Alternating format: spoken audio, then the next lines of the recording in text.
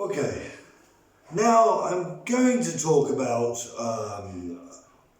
agricultural entrepreneurs. We've defined the commercial entrepreneur that does an industrial activity or is involved in the circulation of goods or transportation of goods by air, sea, land, banking or insurance industry or any other activity which supports these activities.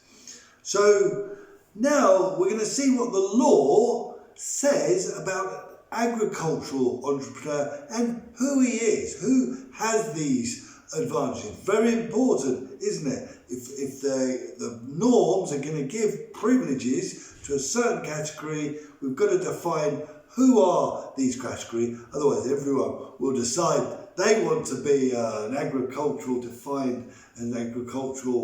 entrepreneur. Even the people who, I don't know, in the shop selling fruit, they say, hey, I'm an agricultural entrepreneur. I want some of those privileges. So what does the law say? That's the thing. Okay. Well, we've got an article, 2135, which says, and I'll say it in Italian because the actual wording of the article is very, very important to be precise in law. È imprenditore agricolo chi esercita un'attività diretta alla coltivazione del fondo. Okay, so the coltivazione del fondo, we're talking about the cultivation of the land, of a farmland, a field. Alla silvicoltura, so you've got the woods, people that grow trees to use them as wood, to sell them as raw materials for industry which needs wood. Allevamento del bestiame e attività connesse. Okay. We'll talk about that in a second, that attività connesse. Si reputano connesse le attività dirette alla trasformazione o all'alienazione dei prodotti agricoli, quando rientrano nell'esercizio normale dell'agricoltura.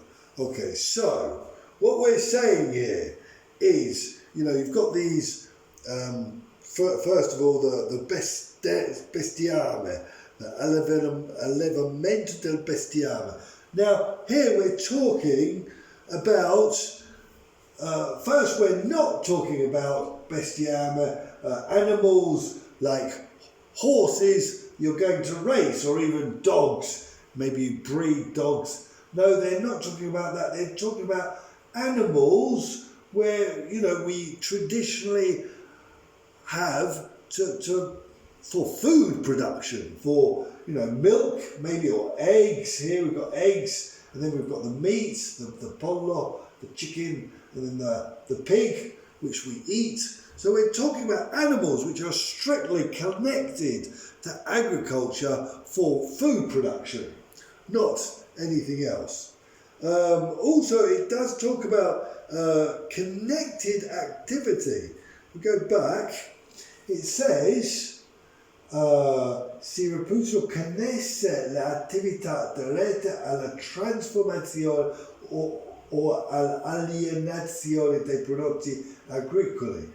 Okay, so it's possible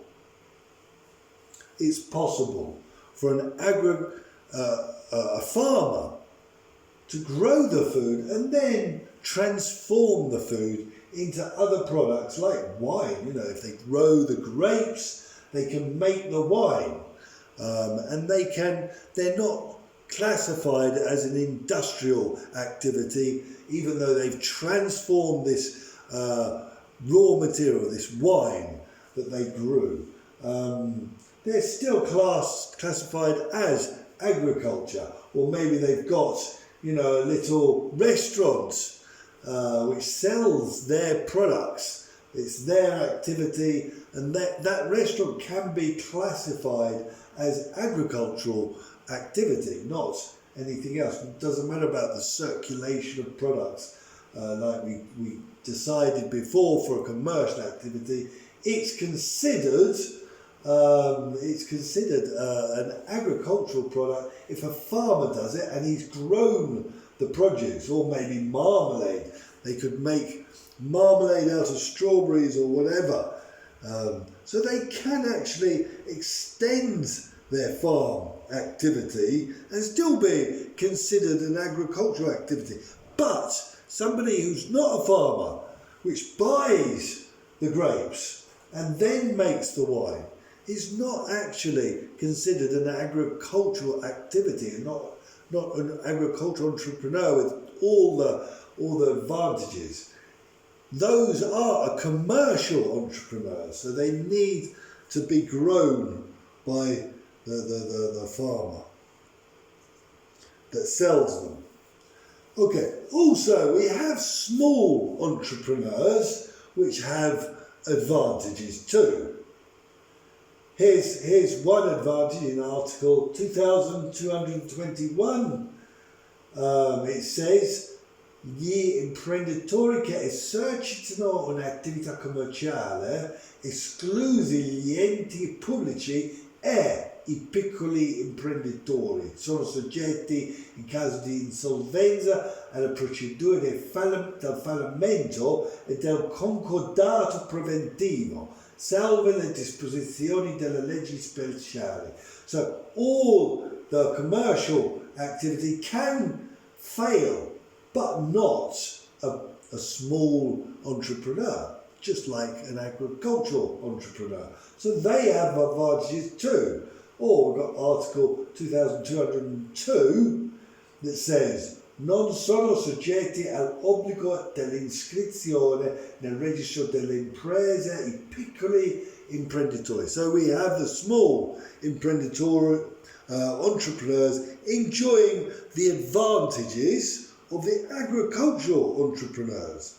So that's a very important point. Now we do need, as they've got these favours, these privileges, we need to define small entrepreneurs.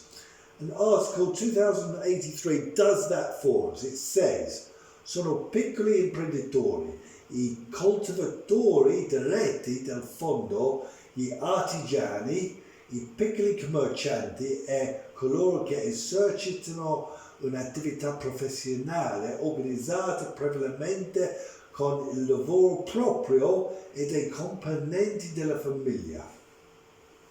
Right, so the small entrepreneurs, the cultivators of the farmland, we know that. We've talked about that anyway before, that they have advantages. And then the artigiani, so the artisans are considered small entrepreneurs. Who are these artigiani? They're people who work with their hands, so they use manual work, and they don't manage an organisation. So they're not part of an organisation, managing an organisation and managing other workers, etc. But they use their hands, and maybe they organise themselves, between suppliers and customers, etc. But here's an example: someone using their hands to make something so he can sell. So we've got a special place for the artigiani. They have advantages. And then we can see, it says, prevalentemente